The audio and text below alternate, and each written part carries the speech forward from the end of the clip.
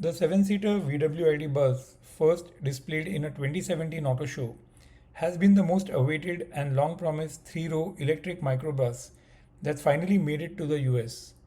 It has 5 trims: the ID.Buzz Pro S, the ID.Buzz Pro S Plus, the ID.Buzz Pro S Plus with 4Motion, and the two first edition trims. One of the first edition trims too is branded as a 4Motion. The 4Motion is the all-wheel drive that adds an induction motor in the front, adding to the capacity of the permanent magnet rear motor. All the details presented in this video are as indicated by VW. Some factors would depend on availability and relevant updates. So let's get into it.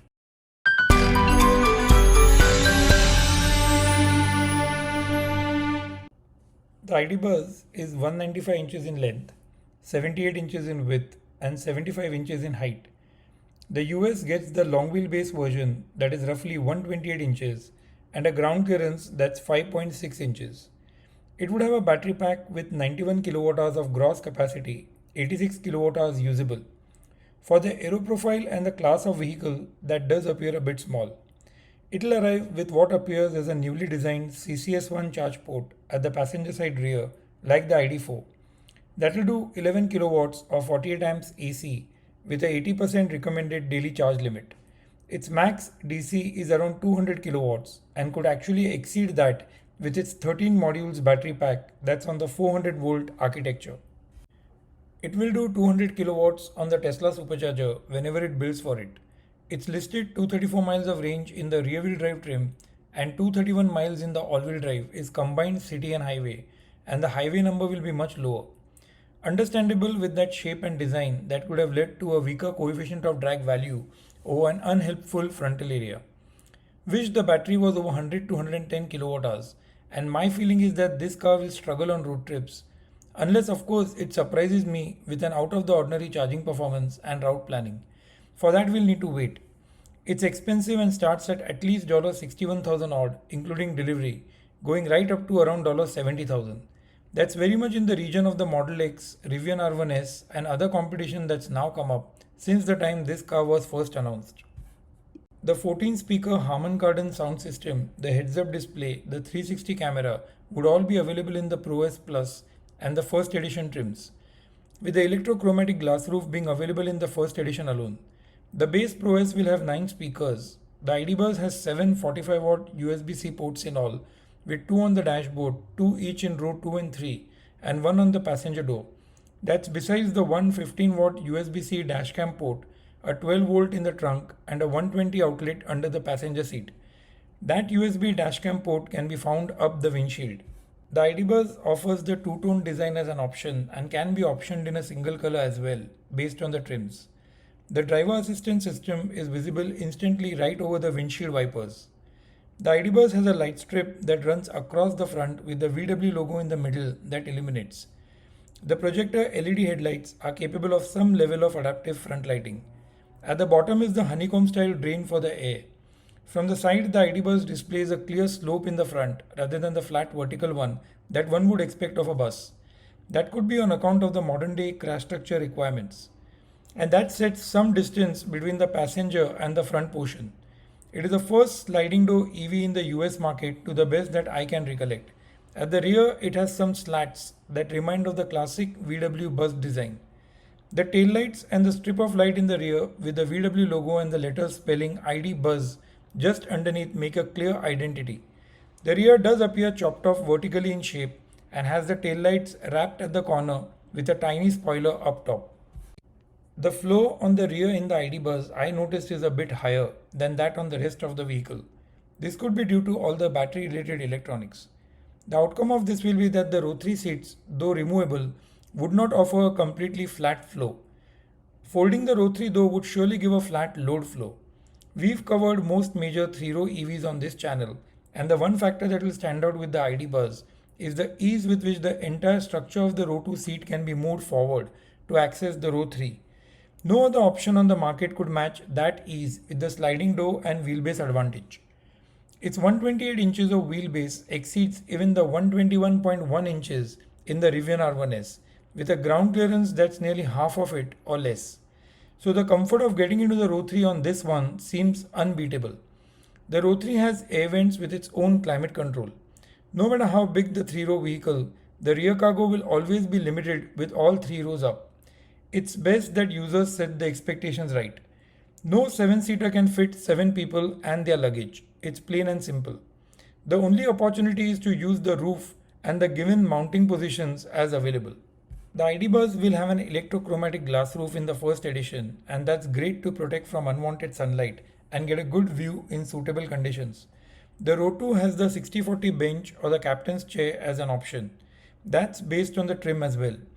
The row 2 passengers get a seat back pocket and a cell phone holder. I guess safety laws here in the US don't permit the trays. Behind the driver, the row 2 gets its own climate control panel with temperature and fan settings along with vents in what would be a place for the conventional grab handles. The door has controls for the rear seat and window adjustment. Getting in the row 1 can feel a bit awkward. The mini step of sorts is not very different from the actual flow, and that can feel discomforting to some. The seats have fairly good material and the expected ID logo, the adjustable headrest, good bolsters, and a very comfortable back support. The driver side window switches are like the ones on the Polestar and the ID.4, with just 2 switches for all 4 windows. That factor could be disliked by many.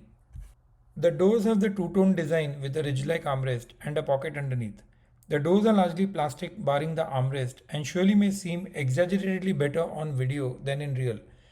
At the corner near the A pillars is a glass with a driver blind spot that will require the drivers to be alert and aware of. The dash has the vents on top with a slightly flat surface bordered by an aluminum trim and an open tray for storage to place things. That storage has the second tone from the doors on its walls on the inside. That follows the conventional glove box below. The dash on the driver's side has the lighting controls, including the heated windshield button for the all-wheel drive models and a small handy storage. Adjacent on the other side of the steering column are the wireless charging panels along with additional USB ports. Most of the material on the door and dash is plastic except for the armrests on the doors. Over the rearview mirror are some reading lights and an SOS button. The infotainment has the 12.9 inches center display in addition to the 5.3 inches instrument cluster that's mounted on the steering column just like the ID.4. Under the infotainment are the main vents, a glove box style pullout with some very useful buttons on top to control the doors. That pullout contains the 2 cup holders. Between that and the center console is a very flat floor. The center console is completely removable with the armrest for the driver and the passenger on the seats. The center console itself has some divided spaces which could be used for storing things or probably as cup holders themselves. The steering features are identical to the ones on the ID.4. The windshield wiper controls are on the left stalk, the twist shifter on the right. The steering has the 3-spoke design with the one in the bottom having the opening in the middle. On the right is the voice menu button and buttons for the instrument cluster that helps pop up the menus. The other buttons of the infotainment like the track shifter are on the right of the steering wheel. A backup start-stop button is on the steering column. I call it backup because the ID.Buzz can simply be driven away by pressing the brakes as all electric vehicles should. But that button stays for the more conventional drivers. The pedals have the cool play and pause sign, another testament to the electric nature of the vehicle. Plenty is riding on the nostalgia of the classic VW microbus and the simple absence of any product like this in the US market. That nostalgia will need to overcome the short range and likely challenges with the charging performance, besides the messy US public DC charging options. A microbus also has some unique factors to overcome. Handling it in tight driving spaces, particularly dense urban areas with winding roads, can be trickier than an SUV. As much as its suspension and passenger comfort, that may not be up to the levels of it. I'll try and make a side-by-side video at the earliest as I can. Parking a vehicle this long too can be a bit demanding.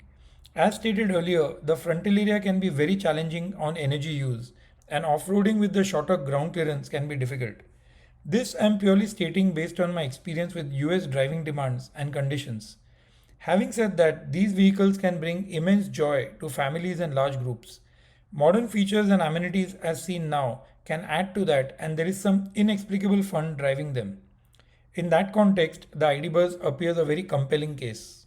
If you would like to see my first drive and impressions of the Volvo EX90, of which I was one of the first to drive in the US outside of Volvo, you can check that video linked up here or in the description. See you in the next one.